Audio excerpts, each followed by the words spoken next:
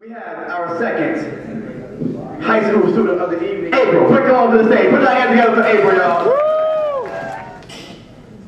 He cries alone, torn between choosing to face his fears or deal with the decisions of the night. In his arm, tiny minuscule scratches that play nothing towards feelings of the living and the dead. Torment and pain and vivid purples, blues, and reds play around in his mind as he watches the sharp talon of steel trace a bright, angry line across his skin. The other arm holds pristine, clear skin. The side that is smart, clear, level-headed, and almost perfect.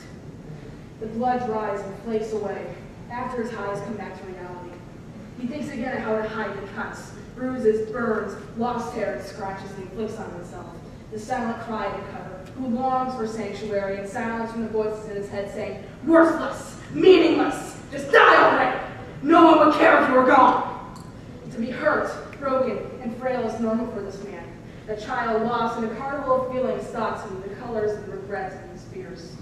He sadly cries out in the crowd, waiting for those to listen and to care, to understand, in hopes that someone will listen and understand him. Instead, cast away by social bars that everyone can see, he cries, wondering what's wrong with himself, and cuts again, deeper and deeper than before. The pain that is in his eyes is deep. He wants death to welcome him in his cold, unending grasp, and cease. Sorry. Take your time.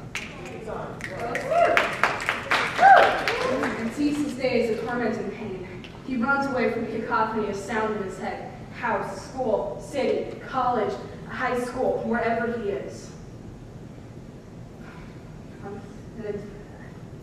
A bridge, long and tall, looms in the distance from where he stands, and to it he runs. On the note, he writes his final thoughts and leaves it on the bridge just before he leans over the edge, looking down into the river, the boats, people fishing, looking for their sanctuary, looking for food, or maybe just for fun. He doesn't know for sure. Taking a deep breath, his final one he wishes, the cutter jumps. In a brief sense of free fall, he has a revelation. I want to live. He shouts into the air. No one hears him now, even though he's trying as hard as he can to call out, to say something, to be heard. No one listens.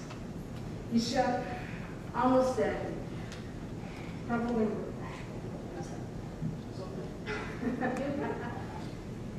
Crash! He falls into the river below the bridge. Almost dead, crumpled and bruised, taking in the pain of his regrets and fears. A ship passing by drags him through the river, still breathing, and saves him from mistakes, regrets, and shame.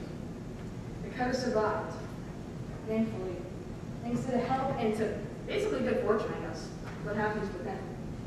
For those who feel he survived, and helps those who feel that suicide, doing what he did, jumping off a bridge, cutting, burning, ripping out their hair, causing any sort of self-harm is never the right thing. He's helping people realize that everything that you want to do that's wrong, that causes you harm, that's basically against anything you really would think is never the right thing to do. You consider the cutter saved countless lives by showing you're not alone. Help is there for those who really need it. People do love you. Like, I know I got love from everybody in here. I know that.